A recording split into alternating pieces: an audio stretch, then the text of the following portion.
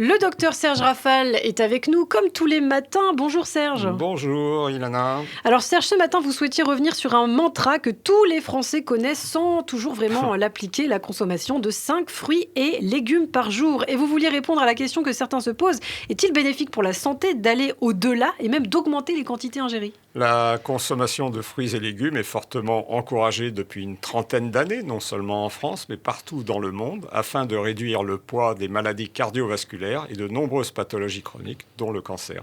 Force est de constater que nous restons globalement à la traîne, puisque seulement un Français sur 3, qui plus est, surtout parmi les personnes les plus âgées, consomme les 5 portions recommandées, soit 400-500 grammes par jour. Bon, alors on peut se poser quand même la question, comment en est-on venu à ce slogan de 5 fruits et légumes par jour ? Deux grandes études de cohorte américaines ont suivi de 1984 à 2014 les habitudes alimentaires d'environ 100 000 professionnels de santé, dont 2 tiers de femmes, indemnes de maladies cardiovasculaires, de diabète, de cancer.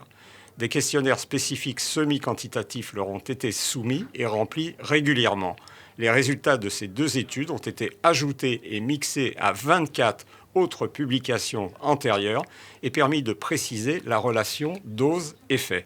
On s'est ainsi aperçu que 5 fruits et légumes quotidiens diminuaient de 22% le risque cardiovasculaire, protégeaient de façon convaincante des cancers aérodigestifs et probablement des cancers de l'œsophage, du poumon, de la vessie. Alors comment a-t-on procédé dans des suivis aussi longs ? On a étudié la mortalité générale du groupe, puis on a comparé avec les quantités de fruits et légumes consommés en partant de 2 portions par jour.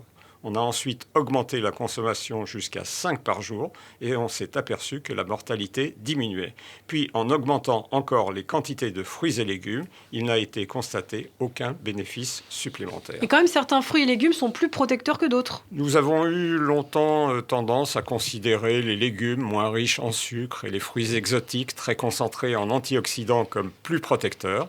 Mais en réalité, d'après cette grande méta-analyse, aucun fruit ou légume ne se dégage de façon évidente. C'est l'ensemble de ces aliments, leur variété, leur quantité qui font leur efficacité. Alors quel est votre sentiment sur le fameux jus de fruits ? Vous le connaissez, le jus de fruits frais, je ne parle pas des jus industriels que je ne conseille jamais, et malheureusement quasiment dénué de fibres, et il contient du fructose, sucre naturel proche chimiquement du sucre de table.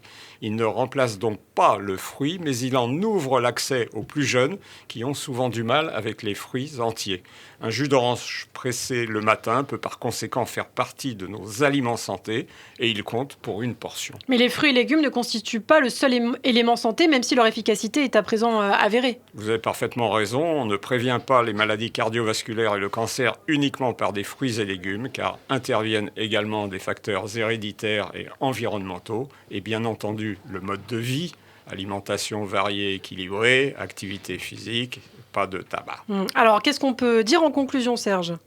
Quand on aime, on ne compte pas, dit un proverbe. Mais quand on aime la vie et la santé, on essaye de compter jusqu'à 5, comme 5 fruits et légumes par jour. Eh bien, merci beaucoup. 5, le chiffre porte bonheur, surtout des Tunisiens qui nous écoutent. Merci beaucoup, Serge Rafal. On se retrouve demain matin sur Radio J.